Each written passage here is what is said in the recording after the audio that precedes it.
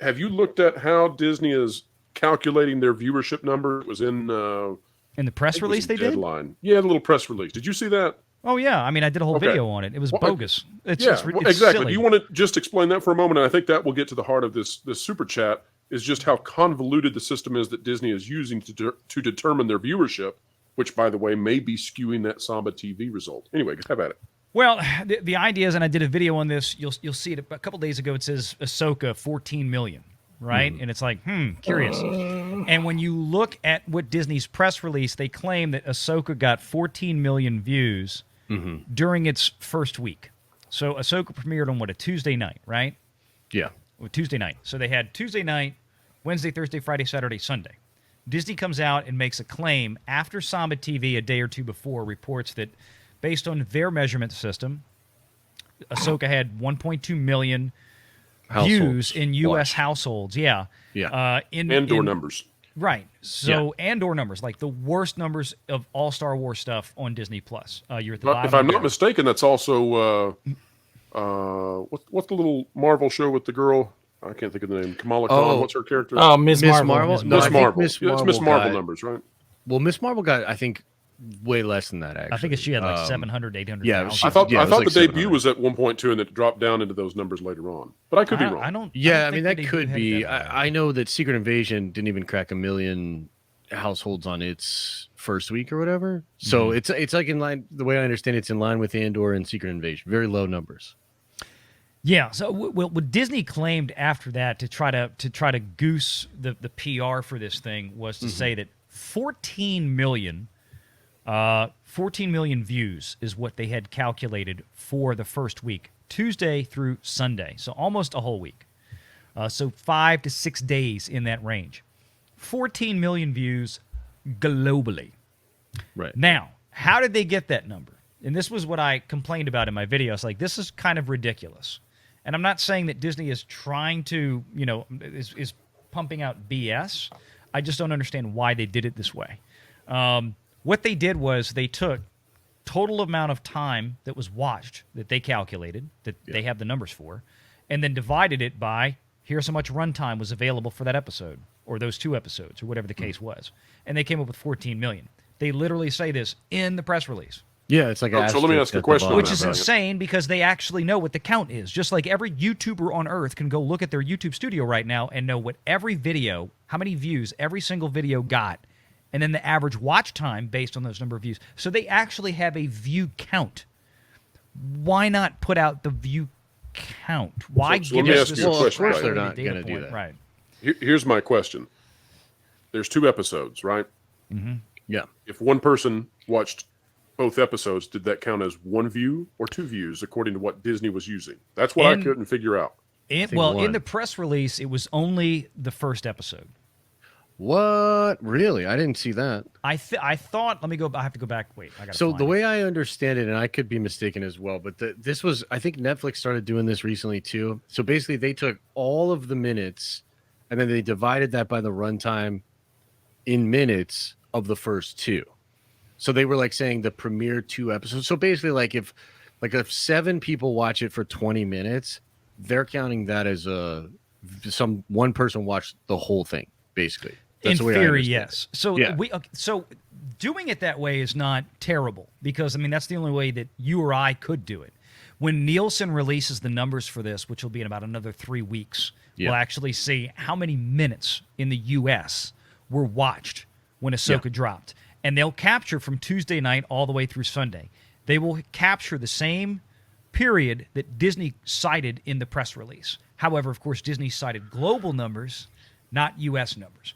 What we won't know inside those Nielsen numbers is, like you said, is that were there 5 people that watched a few minutes and then tuned out? Or was it 1 person that watched the whole thing? We also won't know how many of those minutes watched came from episode 1 versus episode 2 because they don't delineate on Nielsen. It's just going to say Ahsoka. Sure, yeah. And because those episodes are combined, it's going to look more impressive than it actually is because they're getting double the minutes they typically would on a single episode release. Right, and that's why they were doing that with Obi-Wan, releasing the first 2 episodes, or even Andor. Didn't one of them they released like 3 episodes at one time? Yeah, because I remember watching those 3 episodes and being like, "What is this?" But I know people like Andor. I despise it. It'll take until the second week release for us to get real numbers that we can actually look at. When episode 3 here's comes what's out. happening. So here's let me pull this up. We have a breaking point here. So let me pull up the screen so everybody can see. I've read several of these things this week, and I might be confusing it. So let's talk about this. So what we've got is Lucasfilm and the Walt Disney Company are thrilled and humbled to announce that Part 1 of Ahsoka, Master and I can guarantee you they're not humbled. Yeah, was the most watched title on Disney Plus. The debut episode, not the 2, just the debut episode. Which was it? Two separate episodes, right? Yeah, there were 2. Master and Apprentice is the first one. It's like a 50-minute long episode. But they also say it's this past week, which is really telling because a lot of people, I think they are just playing the PR game because, a lot of people were literally shouting on Twitter or whatever, it's the most watched Disney Plus. And it's that's not what they said. You know what I mean? But they sort of formed. It was the most watched show on Disney Plus that week, which means, as I joked in the video, congratulations, you beat Bluey. Yeah, that's real though. That's true. Yeah. Bluey is the only thing that Disney has on Disney Plus that shows up on the Nielsen charts week in, week out. Bluey I think The kicks Simpsons everything used to, but, right? The Simpsons, it's been a while, but The Simpsons used to track on Nielsen. I've heard that, because for a while the narrative was just Disney Plus is just for The Simpsons. I remember that, but that could have been early days too. That was like a year ago. You would see The Simpsons appear quite a bit. But remember that. Unlike Ahsoka, that's actually acquired content, not original. Right. Which is why it would show up when there was a dearth of other acquired shows trending at the time. Then The Simpsons would kind of peek up into that 7, 8, 9 slot, somewhere around there. Indeed. But MedMutt, thank you for the $50 super chat. I think you got your money's worth out of that one for darn sure. So while we've got this up, and we've kind of dived into the Ahsoka issue. So Ahsoka, 14 million views for the first episode. Let's take it at face value. And again, for me, it's you kind of said exactly what confused me, Josh, is the point that if they probably had more than 14 million views globally, but how many of those views were somebody tuned in and then tuned out? Also, this is the other side of the things, is that you want to obscure the numbers a little bit, I guess. Like when HBO comes out and they talk about, was it the first week of Game of Thrones, House of the Dragon? Sure. And Zaslav is out there, immediate press release the next morning, on Monday morning. 10 million people watched the premiere last night in America alone. That was it. It was huge numbers. Huge. And that was the same time that, of course, they were going head-to-head because Amazon came out the week before with Rings of Power, and they started going, rah, rah, rah. We had 25 million people watch it around the world in the first night, and then Warner Brothers got to come out and slap their junk on the table. Disney has never done this. Disney has never done this before, and we've been asking Disney to do this. But let's say that they know for a fact, because they do, just like you or I with YouTube Studio would know, this video did great, this video did crap. We can go look, and of course with YouTube, the public can see it too. Can't see that with Disney Plus or anybody else. The public can't, like you can on YouTube. Let's say that by the same metric, the views for episode 2 were 6 million globally for the week. So if you give us an actual view count, then people start asking, well, how many people viewed the second episode and so on. And that's what, to Pro's point, we're going to have to wait 3 to 4 weeks, 3 weeks before we see what Nielsen says on the first week, which included 2 episodes.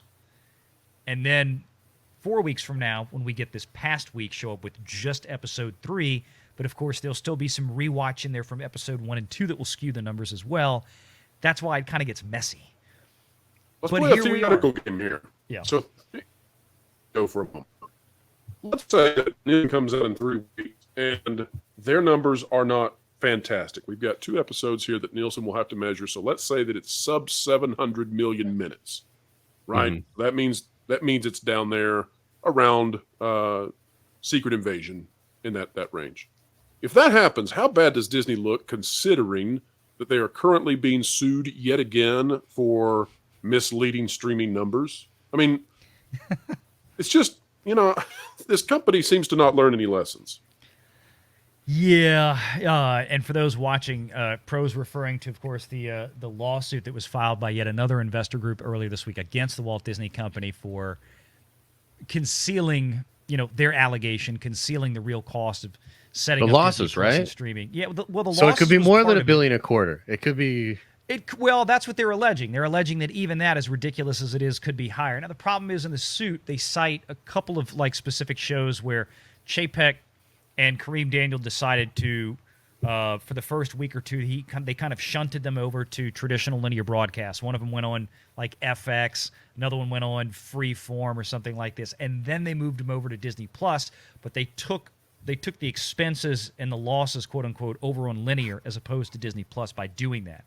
Okay, gotcha. Yeah, but they were really they were small potato shows. We weren't talking about $200+ million Marvel and Star Wars budgeted shows. So the lawsuit then is probably fishing the assumption that other shows are the same kind of thing. Fishing. We're not making the allegation. No. I think, is there some meat on the bone to it? Perhaps. Is it going to go to court? Is it going to actually make it to a courtroom? Almost probably, assuredly never.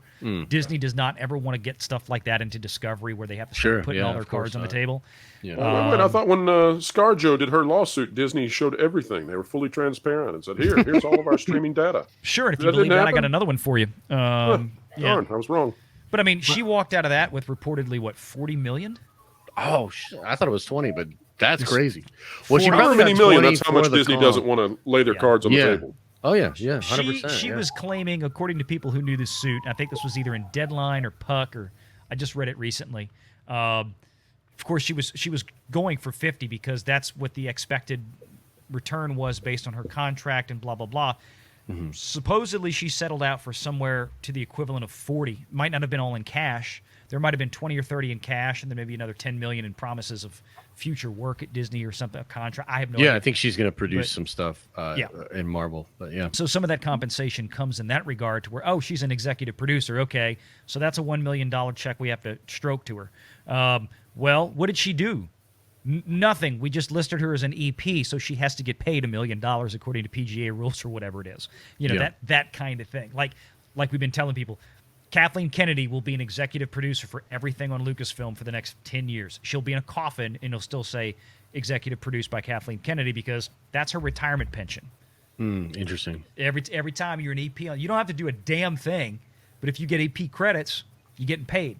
George Lucas still getting paid on Star Wars stuff because he gets EP credits. Interesting. Yeah.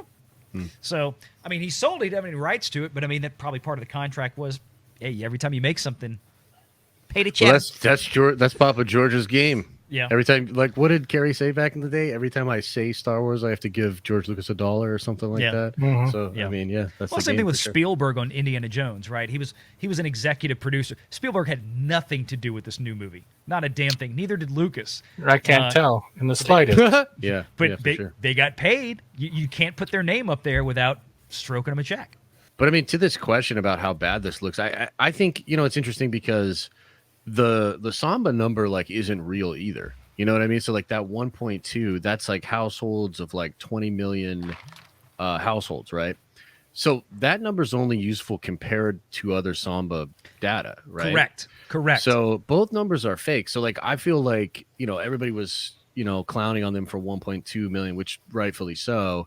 But that's not the number either. So I feel like it's sort of fair game for Disney to come out and try to spin the narrative. I actually used to think that they never, like you said, they've kind of never done this before. It feels like they don't roll around in the mud. And, I think they're out of touch in so many different ways. But one of the ways they're out of touch is they don't use their platform to ever help the narratives that are online. So in early days when, you had J.J. Abrams, going on Colbert and saying that people were upset because Han gave the Millennium Falcon to a girl and, all that kind of stuff. Disney never came out and just said some boilerplate, we love all our fans, all that, something like that. Mm-hmm. So this is a version of that. So I kind of respect it, and at least as far as getting the numbers out there. But these numbers aren't real. The 14 million views, it's real in a sense, Right. But what's more real is the fact that it's underperforming. I think that's like the story, is that it's wildly underperforming.